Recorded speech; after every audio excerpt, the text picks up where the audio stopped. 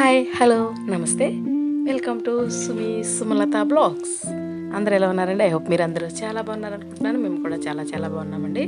ఈరోజు evening snack item healthy recipe చూపించబోతున్నానండి. ఏంటంటే పెసల గుగ్గిళ్ళు. చాలా హెల్దీ అండ్ పిల్లలకి కూడా చలవండి, చాలా బాగుంటుంది.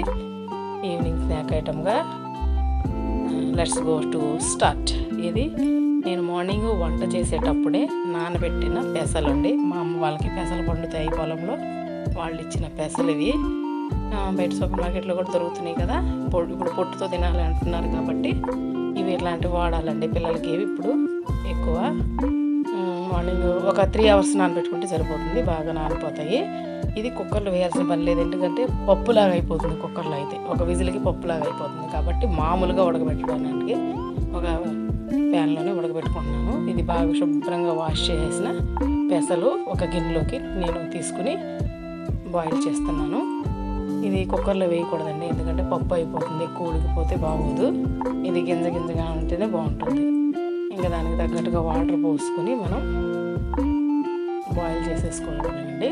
ఇది ఉడికించుకున్నాక మిగతా ప్రాసెస్ చూద్దాము. చూడండి, బాయిల్ అయిపోయింది, వచ్చేసింది, అంతా దగ్గర పడిందండి. ఒక 5 minutesలో ఉడికిపోతుంది. ఇంకా దించేస్తాం అనగా కొద్దిగా రాళ్ళు ఉప్పు వేసుకుని దానికి సరిపడా ఉప్పు వేసుకుంటే సరిపోతుందండి. చూడండి, బాగా ఉడికిపోయినాయి. ఇంకా మనం స్టవ్ ఆఫ్ చేసుకుని ఒక జల్లెడి గిన్నె పెట్టుకుంటే దానిలో పంపేస్తే వాటర్ అన్నీ కిందకి వెళ్ళిపోతాయి. ఆ వాటర్ అంతా పంపేసినాక మనం తాలింపు పెట్టుకోవడమే. ఈ వాటర్ అంతా మనం ఫిల్టర్ అయిపోతే బాగుంటుంది. మరి వాటరీగా ఉంటే బాగోదు. ఇది గిన్నెలో వేసుకుంటే మనం ఈలోపు వాటర్ అంతా వెళ్ళిపోతే ఈలోపు మనం తాలింపు పెట్టుకుందాము.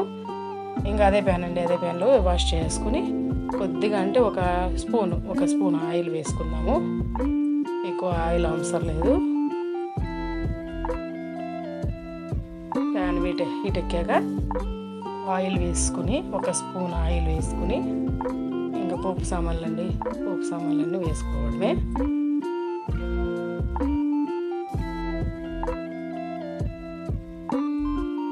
ఫస్ట్ టైం నా ఛానల్ చూస్తున్నట్టయితే please like, share and subscribe to my channel.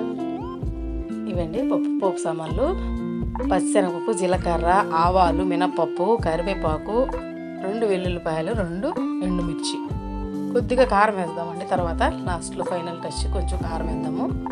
ఇంకా ఆయిల్ హీట్ ఎక్కాక ఎండుమిర్చి వేసి వేగాక వెల్లుల్లి వేద్దామండి. వెల్లుల్లి ఇలా చితక్కొట్టి వేయాలి, అప్పుడు బాగా వేగుతుంది. 2 అంటే 2 చాలండి, ఎక్కువ అవసరం లేదు. చూడండి, అవి చిటపటలు ఆడాక ఇంక పోపు దినుసులు వేసేసుకున్నాము.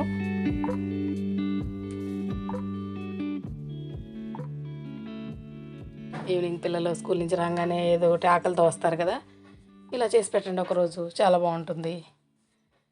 ఇలాగే శనగ గుగ్గిళ్ళు, మినప గుగ్గిళ్ళు కూడా చేసుకోవచ్చు. మినప గుగ్గిళ్ళు అయితే బెల్లంతో చేస్తే బాగుంటుంది. అది ఇంకోసారి మీకు ట్రై చేసి చూపిస్తాను.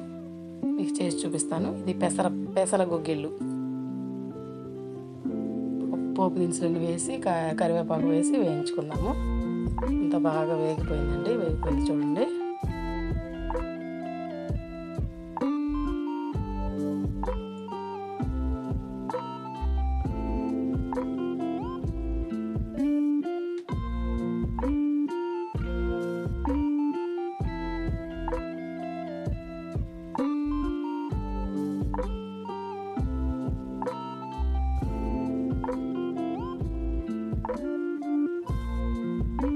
మనం పెసలు వేసేసుకోవడమే. గుగ్గిళ్ళు వాటర్ అంతా స్క్వీజ్ అయిపోయింది. ఈ పెసలు వేసేసుకుని ఇది ఒకసారి అలా ఈ చెమ్మ కొంచెం వదిలేదాకా రోస్ట్ చేసుకోవడమేనండి, ఫ్రై చేసుకున్నాము.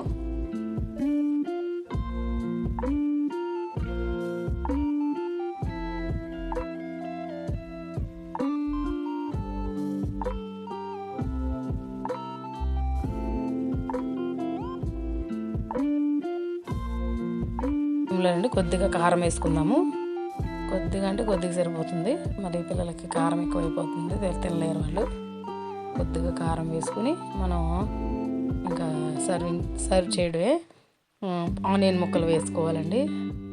సన్నగా కట్ చేసిన ఆనియన్ ముక్కలు కూడా వేసుకుని దీనిలో మనం వేసుకుని తింటే బాగుంటుంది. ఇష్టమైన లెమన్ కూడా పిండుకోవచ్చు. Ready to eat, ready to serve. ఇంకా స్టవ్ ఆఫ్ చేసేసుకుని ఇంకా మనం ప్లేట్లో తీసుకుందాము. ఆనియన్స్ ముక్కలు, లెమన్ పిండుకుంటే లెమన్ పిండుకోవచ్చు. Thank you for watching. Bye bye.